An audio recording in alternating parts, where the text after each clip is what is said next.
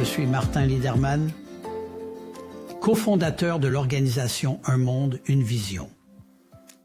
Il y a plus de 10 ans, mon associé et moi-même, lors d'une mission chirurgicale au Belize, avons fondé One World, One Vision afin de former des ophtalmologues locaux et d'étendre ainsi notre champ d'action.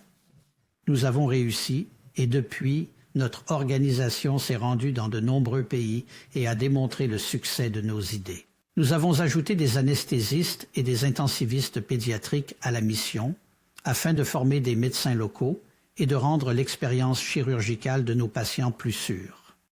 Depuis lors, nous avons réalisé que le paradigme d'un patient, d'un étudiant et d'un chirurgien, bien qu'efficace, ne permettait pas de répondre à tous les besoins. Des dizaines de millions d'enfants et d'adultes souffrent de strabisme et d'amblyopie.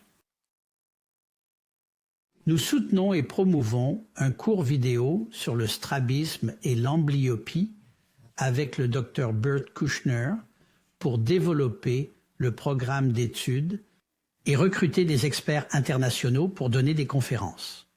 Nous avons stipulé que le cours devait être traduit en plusieurs langues et distribué gratuitement dans le monde entier aux chirurgiens ophtalmologistes. Nous sommes particulièrement reconnaissants à nos anciens patients et amis qui ont apporté le soutien financier nécessaire pour que notre rêve devienne réalité. Nous sommes ravis que le Dr Kouchner ait accepté de relever le défi et nous espérons que vous trouverez les conférences à la fois stimulantes et éducatives et que vous les partagerez avec vos collègues et vos étudiants. Ainsi, sans plus attendre, je vous présente le Dr Bert Kouchner.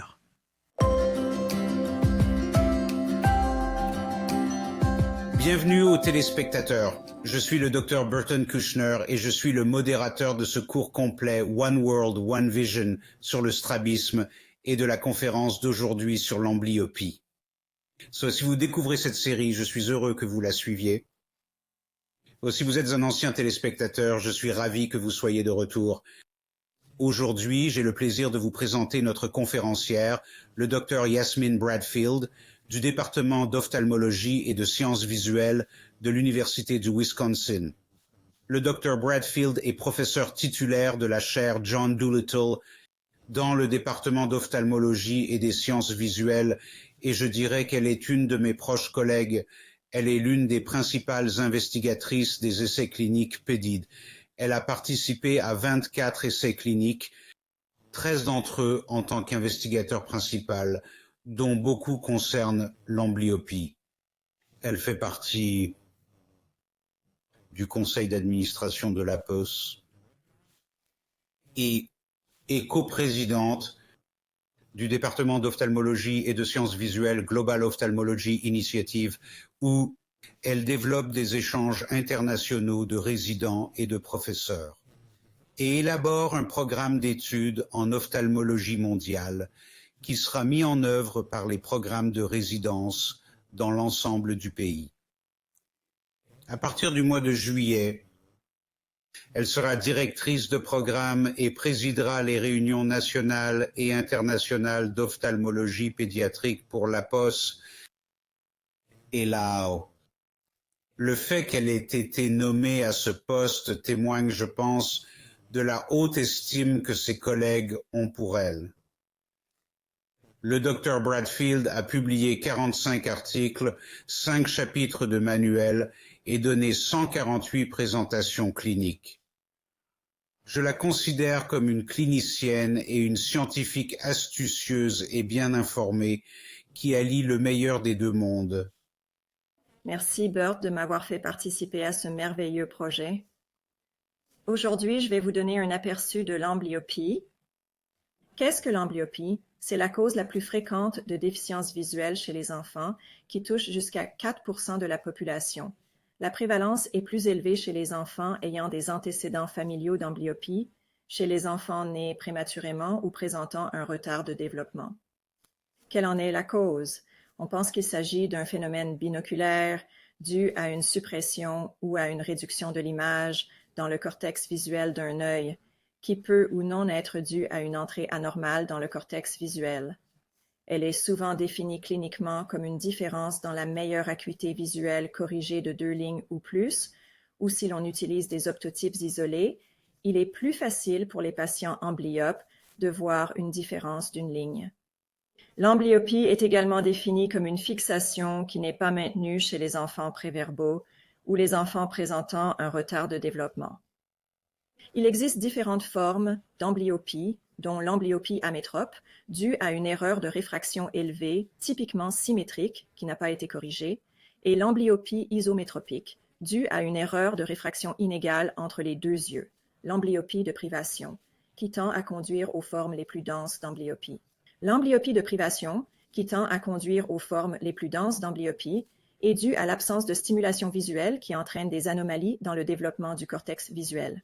L'amblyopie d'occlusion est iatrogène, induite par le patching ou le traitement à l'atropine, et l'amblyopie strabique, dans laquelle le mauvais alignement de l'œil entraîne une suppression active de l'œil tropique.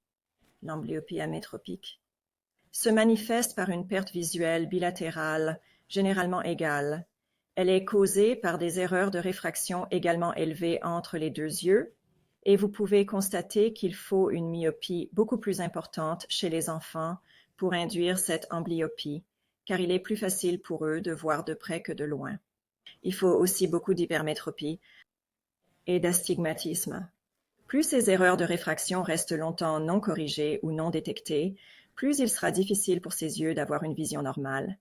Souvent, l'acuité visuelle s'améliore simplement en portant des lunettes pendant une longue période. Cependant, chez ces enfants, la possibilité d'atteindre une vision de 20/20 est peu probable, en particulier s'ils ne reçoivent pas de lunettes avant l'âge de 3 ans ou plus. L'amblyopie isométropique est la forme la plus courante d'amblyopie. Elle est causée par des erreurs de réfraction inégales entre les deux yeux, et vous pouvez voir les différences nécessaires pour causer cette amblyopie. Cependant, il est important de noter que certains patients peuvent avoir moins de ces quantités d'anisométropie et développer quand même une amblyopie. Le risque d'amblyopie est dû à la capacité du cerveau à inhiber activement la vision de l'œil le plus flou.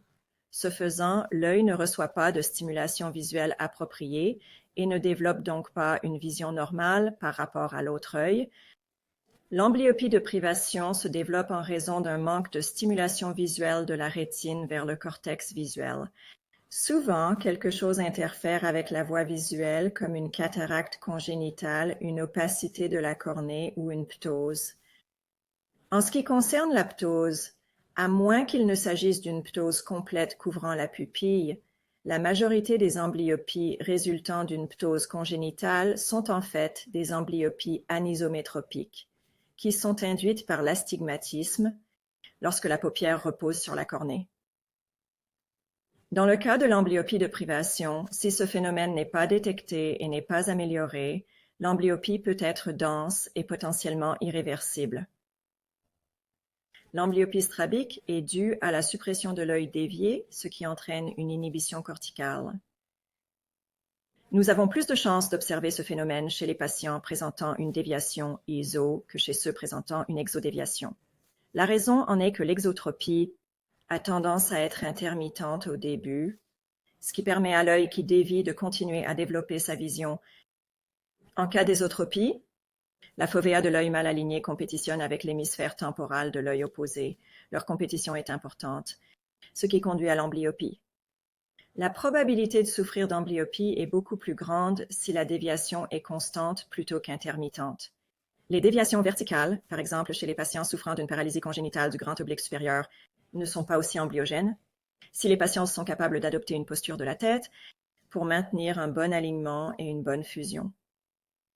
Il existe des étapes dans le développement visuel que nous devrions tous connaître. À la naissance, il devrait y avoir une réponse au tambour optokinénique. À 1 mois, les parents remarquent souvent que leur enfant est capable de fixer leur visage. À 2 ou 3 mois, le nourrisson est capable de sourire avec une fixation fovéale et même de suivre une cible en mouvement. C'est à cette époque que la convergence se développe. Entre 3 et 6 mois, la stéréopsie se développe, mais ce n'est que vers l'âge d'1 an que la vision du nourrisson atteint la vision de 20, 6 sur 6 ou 10 dixièmes, L'Association américaine d'ophtalmologie pédiatrique et de strabisme a utilisé des lignes directrices fondées sur des preuves afin de détecter les enfants susceptibles d'être atteints d'amblyopie en raison d'erreurs de réfraction. On peut voir ici que les jeunes enfants, en particulier les enfants de moins de 4 ans, peuvent tolérer une plus grande quantité d'astigmatisme et de myopie non corrigée et ne pas souffrir d'amblyopie. Cependant, nous savons que le traitement de l'amblyopie est plus efficace et donne de meilleurs résultats visuels si elle est détectée et traitée plus tôt. C'est pourquoi, aux États-Unis d'Amérique, les pédiatres et les médecins de famille qui ont accès à un photoscreener et se serviront de ces critères pour savoir quand adresser les patients présentant un risque d'amblyopie à un ophtalmologue pédiatrique qui procédera à un examen complet de la vue avec réfraction cycloplégique. Le dépistage des troubles de la vision peut se faire dans plusieurs endroits, généralement dans les cabinets de soins primaires, tels que les pédiatres ou les médecins de famille, voire dans les écoles où une infirmière scolaire effectuera un dépistage des troubles de la vision, ou des organisations extérieures se porteront volontaires pour effectuer ces examens dans diverses écoles, ainsi que dans les garderies. Les techniques varient et dépendent de l'âge du patient. Le test de Bruckner, ou test du reflet rouge, est effectué chez les nourrissons et les jeunes enfants. Un ophtalmoscope direct est généralement utilisé pour examiner toute asymétrie entre les reflets rouges de les yeux de l'enfant. Il existe un reflet lumineux cornéen qui est très utile pour détecter certains strabismes. Le photoscreening, dont nous venons de parler, peut également montrer des différences entre les reflets rouges, l'erreur de réfraction et détecter le strabisme. Ce test est généralement effectué dans le cabinet d'un pédiatre. Il existe un test subjectif de la vision que nous considérons comme l'étalon or qui permet à l'enfant d'identifier des lettres ou des images. Il existe un test de stéréopsie ainsi que l'utilisation d'un autoréfracteur. La mise en garde concernant l'autoréfracteur est qu'il ne doit pas être utilisé chez les nourrissons et les jeunes enfants, car ils ont une forte capacité d'accommodation et une hypermétropie ou une hypermétropie ne sera pas détectée si l'on utilise un autoréfracteur. L'évaluation de l'amblyopie comprend l'évaluation de l'acuité visuelle et de la fixation. L'âge du patient détermine réellement le test à utiliser. Nous savons qu'il faut utiliser le test le plus rigoureux que le patient est capable d'effectuer. La raison pour laquelle je dis cela est qu'un enfant qui est capable de faire des dessins, comme les dessins d'Allen, et qui peut avoir une vision de 23 ans, ce qui semble normal, peut ne pas avoir la même vision lorsqu'il fait des dessins, comme les dessins d'Allen, peut ne pas avoir la même vision lorsqu'il s'agit de l'acuité de Snellen. En fait, sa vision peut être réduite à 24 ou 25, ce qui est amblyope.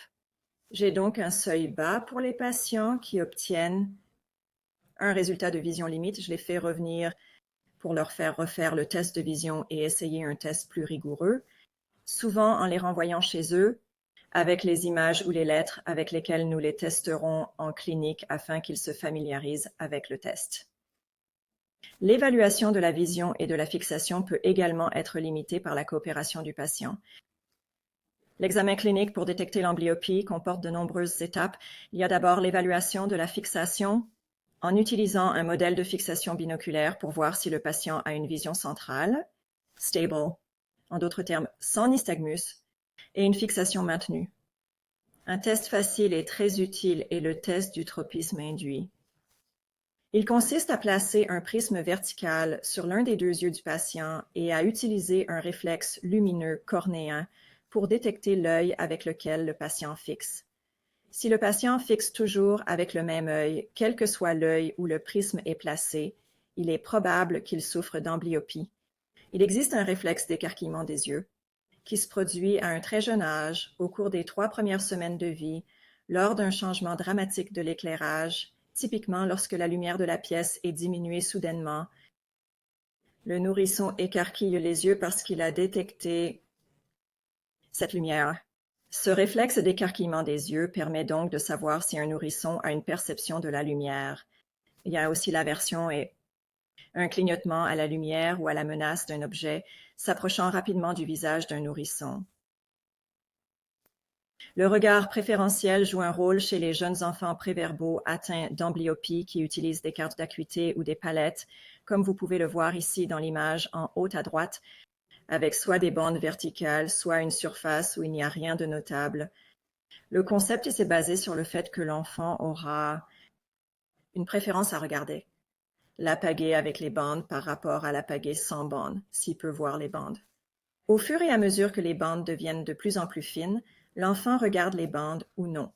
Une valeur relative numérique de la vision peut être donnée à l'issue de ce test. Ce test est très utile pour les enfants préverbaux. Le test du potentiel évoqué visuel est un test très sophistiqué qui quantifie la fonction de l'ensemble de la voie visuelle et à la fois la rétine, le nerf optique et le cortex visuel. Je trouve qu'il est très utile d'effectuer ce test chez les nourrissons et les jeunes enfants pour lesquels j'essaye de déterminer s'ils ont besoin de lunettes ou d'un traitement pour une anomalie structurelle telle qu'une minuscule cataracte. Les tests VEP en série sont également utiles pour déterminer s'il y a une amélioration visuelle au fil du temps chez un patient à qui je prescris un traitement par occlusion. L'inconvénient de cette méthode est qu'elle nécessite un espace et de l'équipement coûteux et qui demande une expertise en électrophysiologie pour effectuer le test en clinique.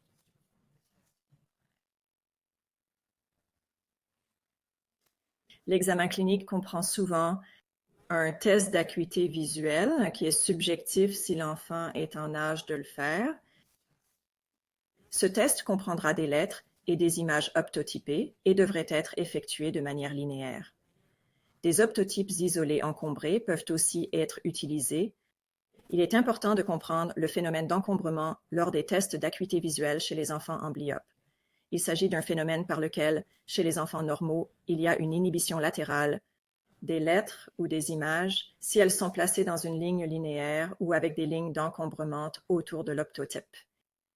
Plus les lettres ou les images sont petites, plus il est difficile de déterminer les optotypes individuels dans cette ligne.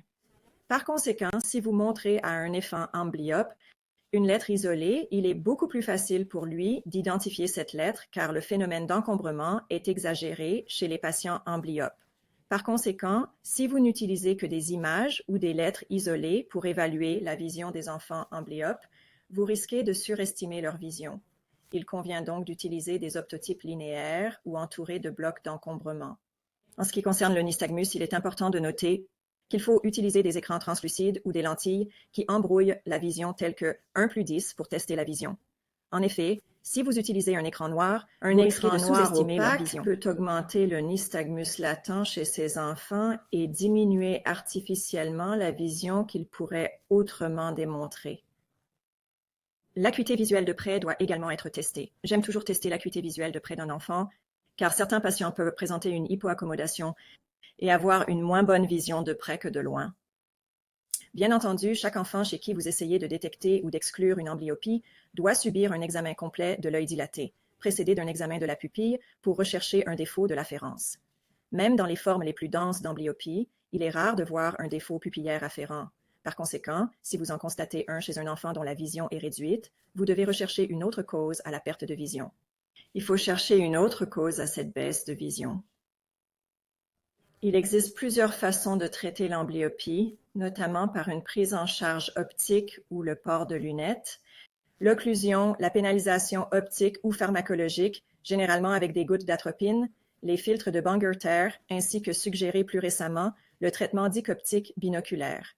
Ce que nous savons tous, c'est que si un enfant a besoin de lunettes, c'est ce qu'il faut lui donner en premier. Il doit porter des lunettes pour corriger l'erreur de réfraction avant toute autre forme de traitement. Si je dis cela, c'est parce qu'il existe certaines formes d'amblyopie qui sont complètement résolues avec une simple correction de lunettes, typiquement une amblyopie isométropique. Nous voulons donc comprendre quelle est la vision de base de l'enfant avant d'entamer d'autres formes de traitement. Si un enfant a une ordonnance pour des lunettes qu'il doit porter, il doit d'abord les porter et revenir environ 2 mois plus tard pour évaluer sa nouvelle vision de base. Le traitement par occlusion peut consister à appliquer un patch adhésif sur la peau directement, un feutre sous la lunette ou même un œil de pirate sur l'œil dominant. Ma préférence va sûrement au patch adhésif si l'enfant peut s'y conformer. La raison en est qu'il n'y a pas de coup d'œil furtif, en particulier dans le cadran nasal d'un feutre ou d'un œil de pirate. Cependant, certains enfants, comme ceux qui ont une aversion sensorielle, n'aiment pas avoir un patch occlusif et collant sur leur visage. Il se peut alors que vous deviez opter pour une autre forme de traitement. La question se pose de savoir s'il faut proposer des patchs à temps plein ou à temps partiel. À mon avis, cela dépend vraiment de l'âge de l'enfant et de la densité de son amblyopie. Il existe également des lentilles de contact occlusives qui ne sont probablement utilisées que chez un très faible pourcentage d'enfants en raison des difficultés liées à l'application d'une lentille de contact sur un enfant. Il existe également des formes partielles d'occlusion, comme le filtre de Bangor-Tear ou le ruban des polis, qui permettent encore une certaine stimulation visuelle de l'œil dominant. Cependant, avec les formes de traitement de l'occlusion telles que le patching, la compliance est un problème. Et dans certaines études, moins de patients se conforment effectivement aux heures d'occlusion prescrites. La pénalisation peut être pharmacologique ou réfractive, optique. Un collyre ou une pommade à base d'atropine peut être utilisé quotidiennement dans l'œil dominant pour rendre la vision de près floue. Je l'utilise généralement chez les patients dont je pense qu'ils ne sont pas candidats à l'occlusion ou chez ceux qui ont essayé l'occlusion et qui ne l'ont pas bien acceptée. J'aime l'utiliser chez les patients qui présentent une forte hypermétropie dans l'autre œil non amblyope. Pour aider la goutte d'atropine à agir pour brouiller la vision de près. La pénalisation par réfraction peut se faire en ajoutant une lentille sphérique positive de haut pouvoir sur l'œil dominant pour brouiller la vision de loin. Cela peut toutefois provoquer des maux de tête et perturber le travail scolaire. Elle doit donc être adaptée à l'enfant. Cette pénalisation optique peut être associée à l'atropine pour une pénalisation dite totale, de près et de loin. Le Pediatric Eye Disease Investigator Group, PEDIGE, est un réseau de cabinets universitaires et privés aux États-Unis et au Canada, qui a réalisé plusieurs essais cliniques prospectifs randomisés sur des enfants souffrant de maladies oculaires, dont beaucoup d'études se concentrent sur l'amblyopie. L'étude de référence a été réalisée sur des enfants souffrant d'amblyopie modérée et a randomisé les enfants entre un traitement quotidien à l'atropine et un patching de 6 heures par jour. Les deux traitements ont été bien tolérés, bien que l'augmentation initiale de la vision ait été plus rapide dans le groupe traité par patch. Des résultats similaires ont été observés 6 mois plus tard dans les deux groupes.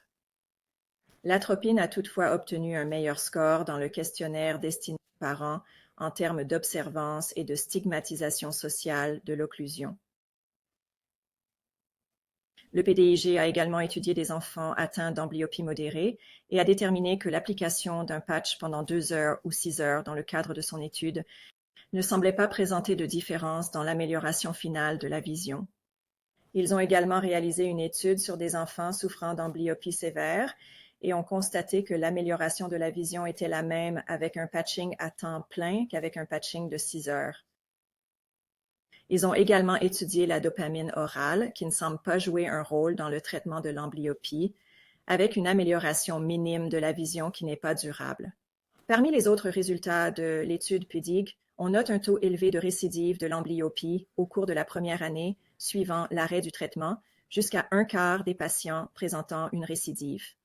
Et si les patients passent 6 heures ou plus par jour à appliquer une occlusion, il est préférable de les arrêter progressivement par petites étapes. Par exemple, en passant de 6 heures à 4 heures pendant quelques mois, puis à 2 heures pendant quelques mois avant d'arrêter le patch, pour essayer de réduire le risque de récidive.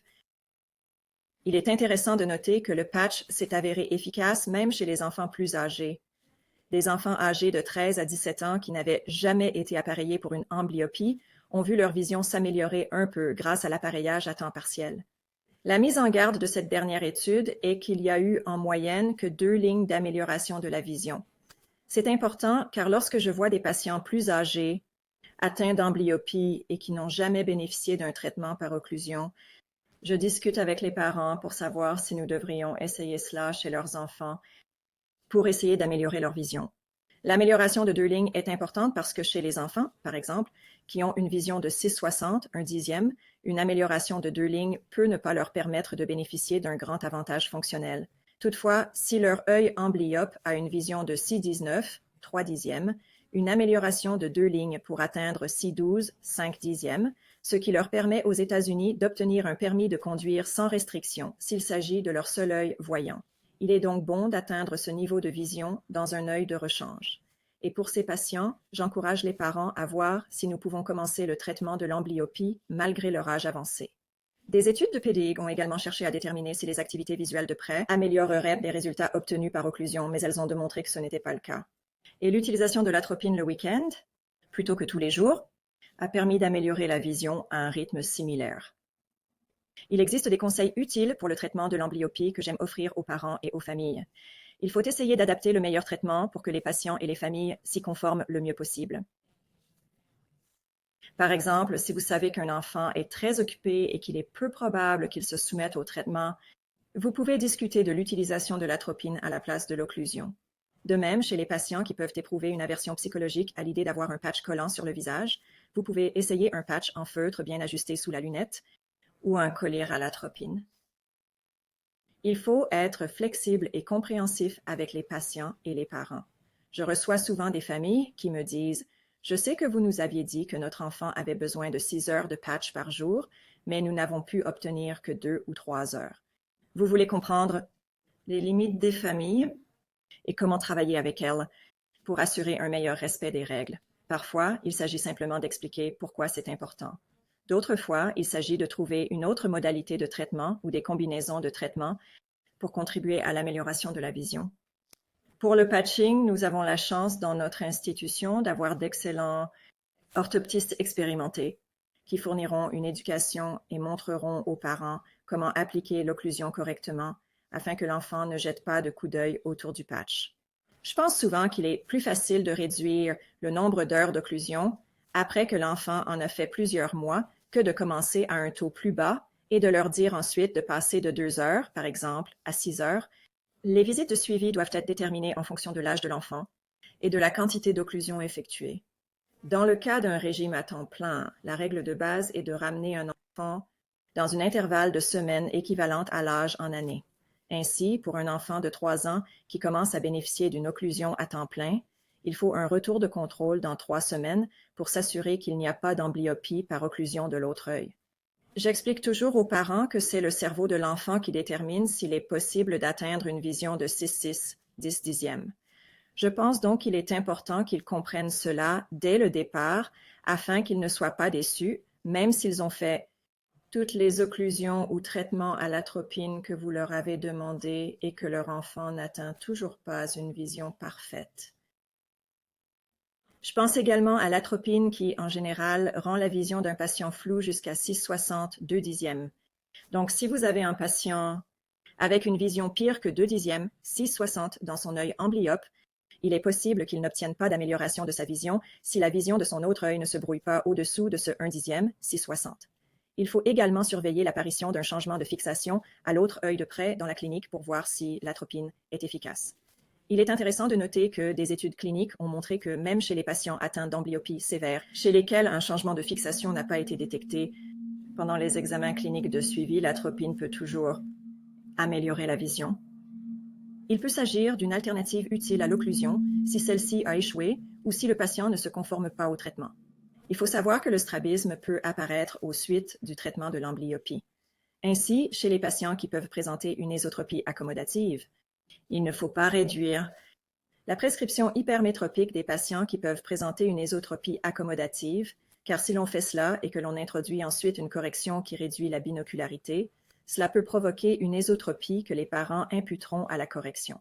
Il faut donc s'assurer que la prescription est complète avant de commencer le traitement par occlusion. Il faut insister sur l'importance d'un port de lunettes à temps plein et soutenir la mise en place de systèmes de récompense. L'une de nos orthoptistes recommande aux parents de parler aux enseignants de l'enfant, d'impliquer d'autres camarades de classe en demandant à l'enfant d'apporter des patchs vierges pour que les enfants puissent les décorer.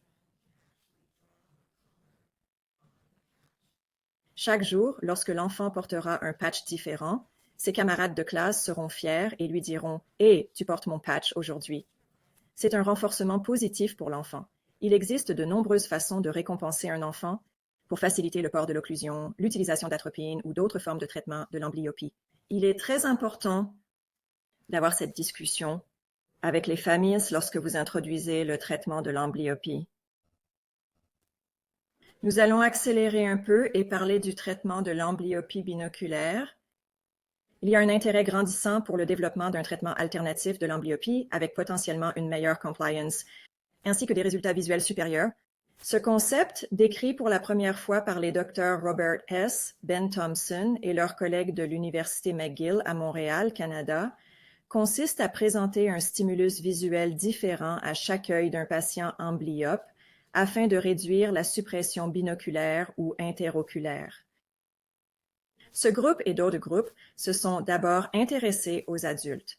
Des patients adultes amblyopes ont donc joué à des jeux vidéo binoculaires faits sur mesure dans lesquels le stimulus visuel était distinct pour chaque œil.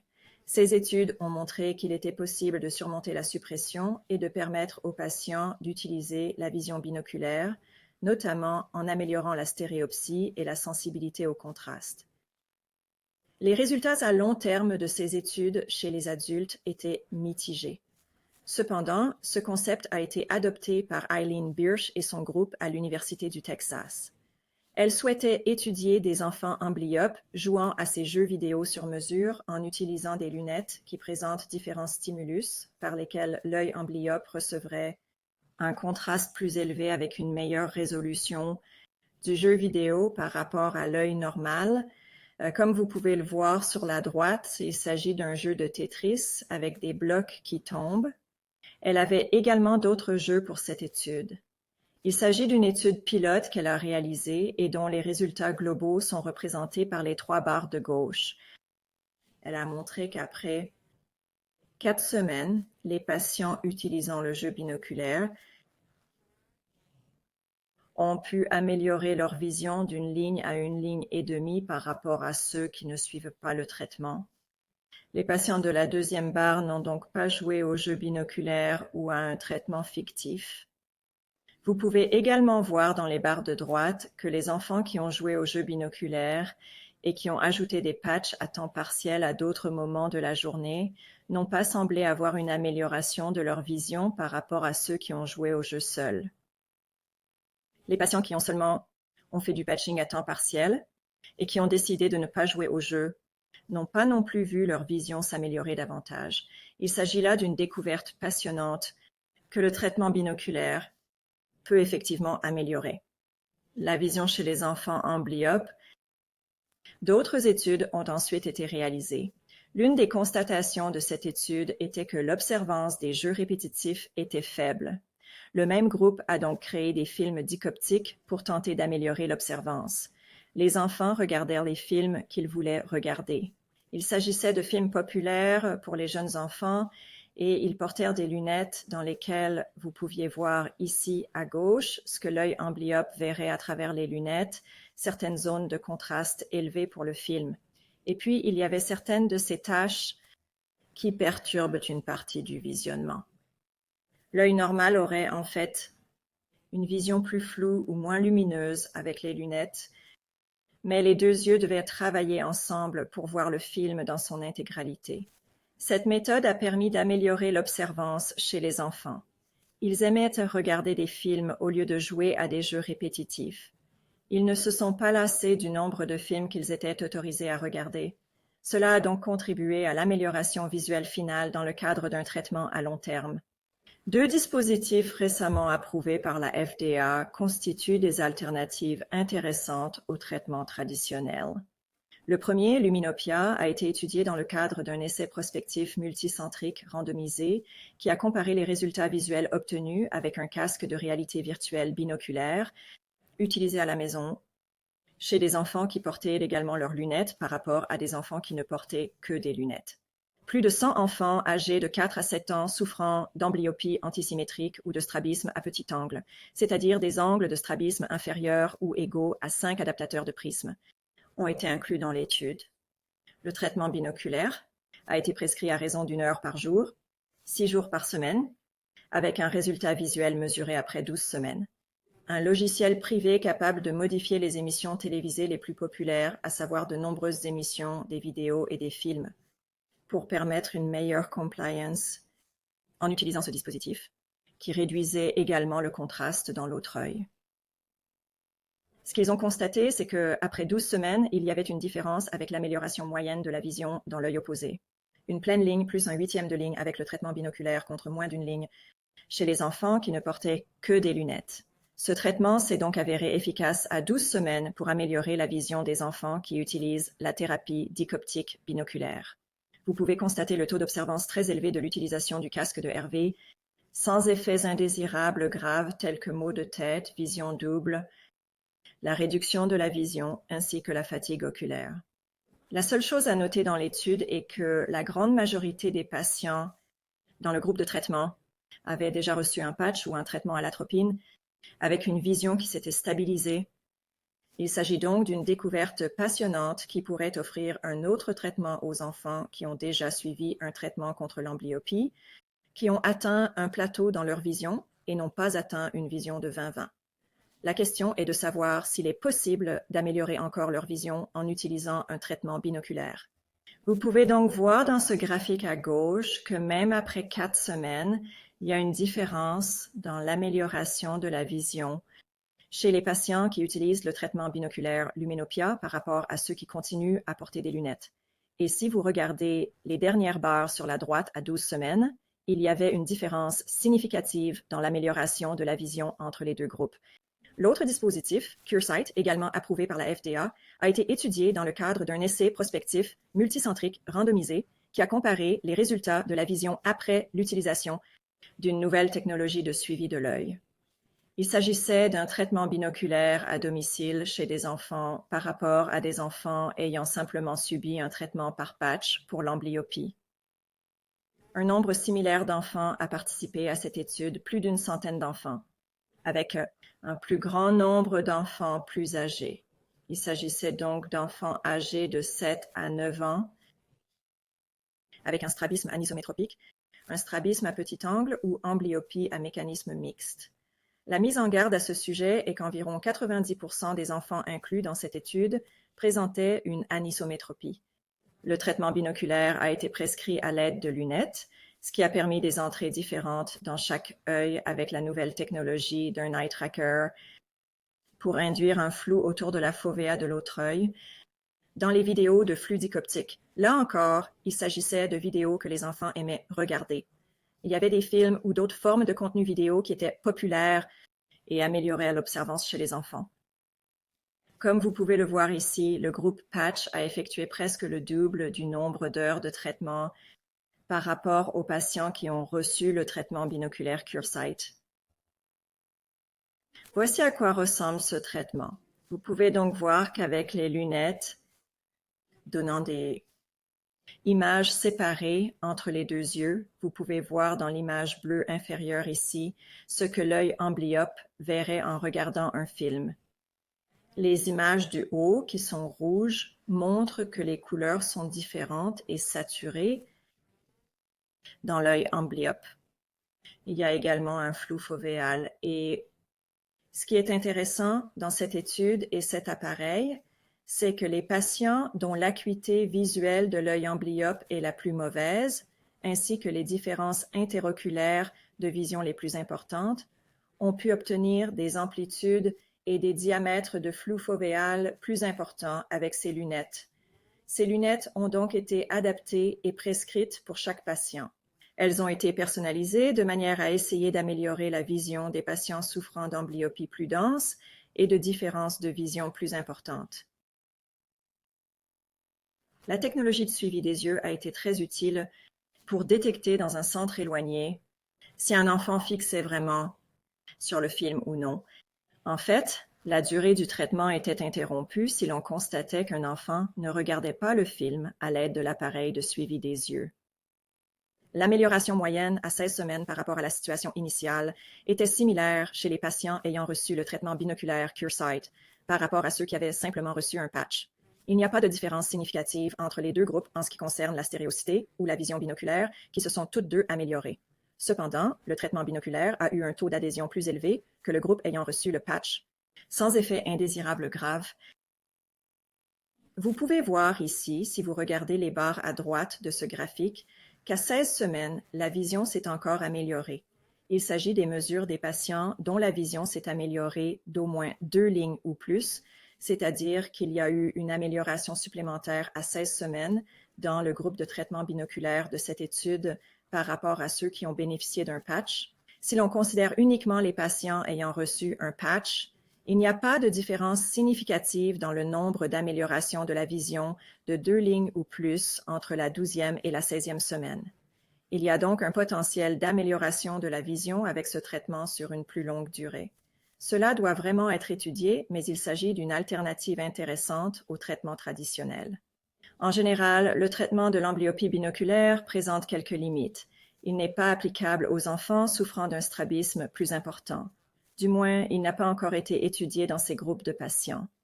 La disponibilité et le coût élevé de ce dispositif sont discutables, en particulier dans les pays en développement.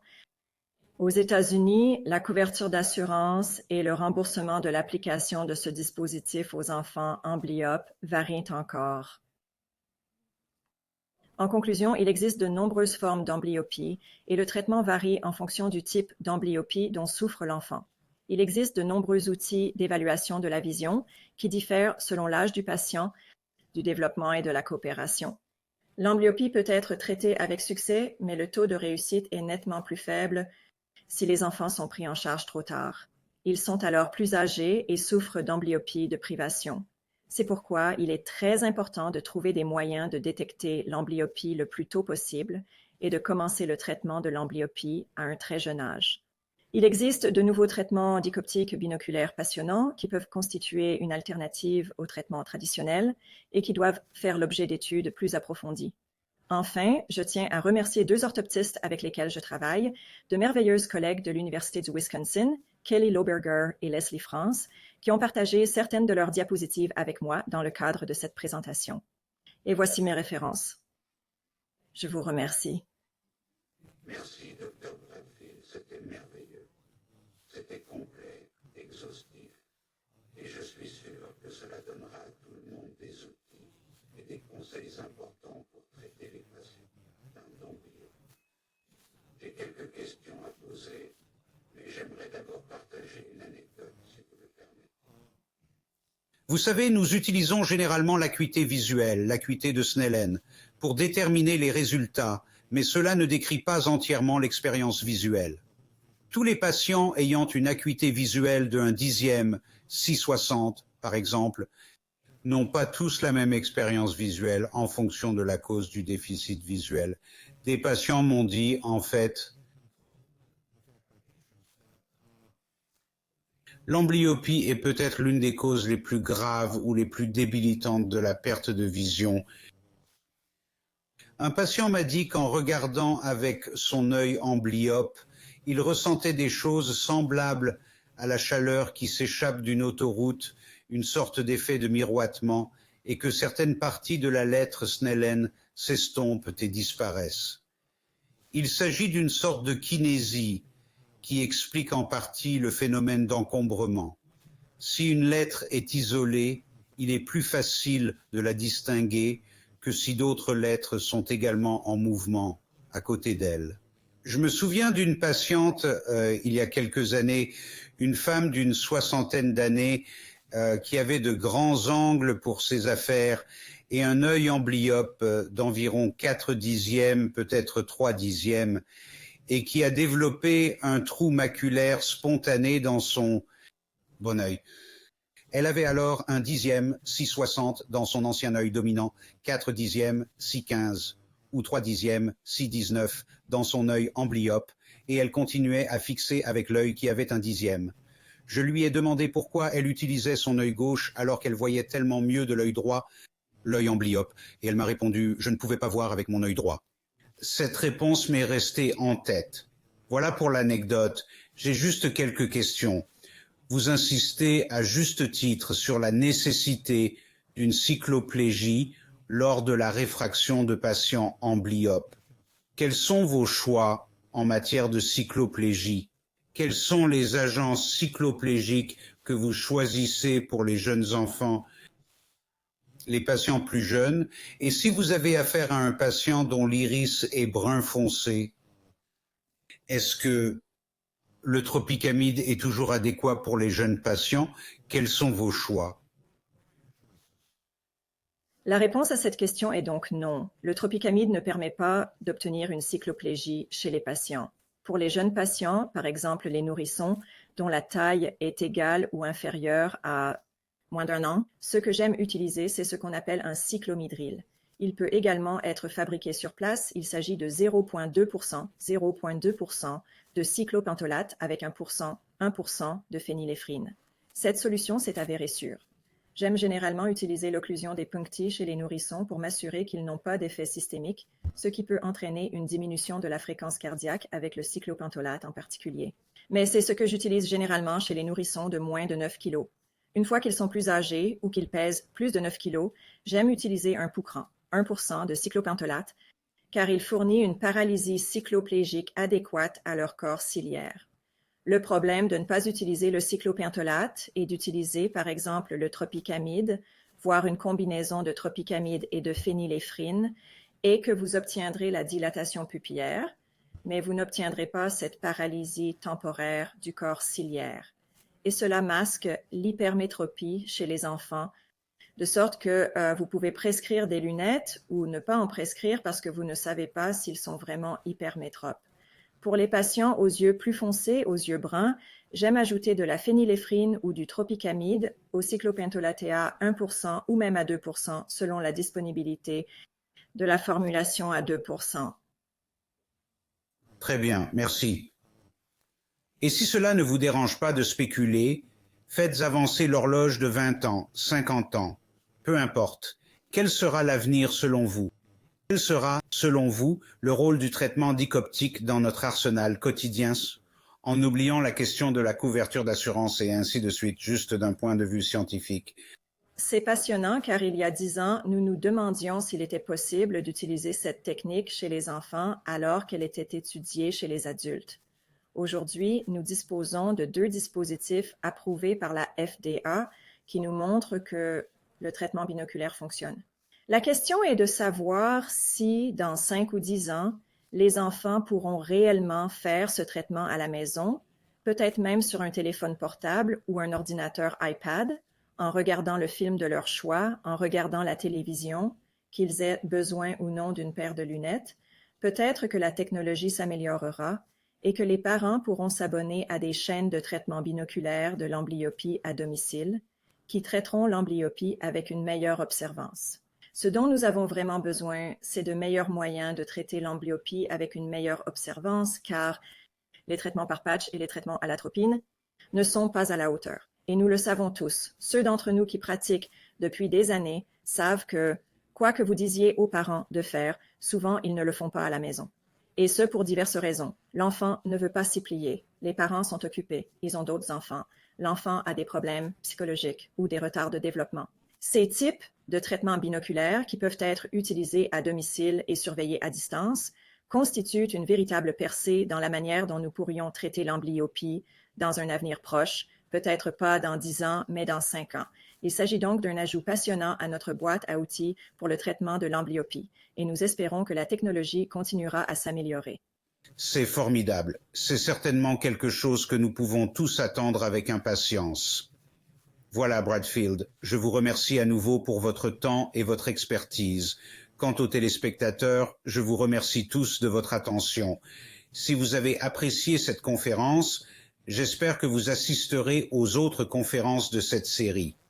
Sur ce, je vous dis à bientôt. En vous apportant ce cours vidéo, je vous adresse de nombreux remerciements. Nous vous remercions d'avoir visionné le cours vidéo sur le strabisme. Nous espérons que vous l'avez trouvé stimulant et instructif et que vous partagerez ces connaissances avec d'autres. À One World, One Vision, nous remercions chaleureusement les conférenciers qui ont partagé leurs années d'études pour rendre ce cours vidéo utile. Et bien sûr, à Bert Kouchner pour avoir assumé ce fardeau avec bonheur, nous l'espérons, du développement et de la modération. Nous remercions également le conseil d'administration pour ses conseils constants. Nous remercions nos donateurs pour leur soutien financier qui a rendu possible ce cours vidéo.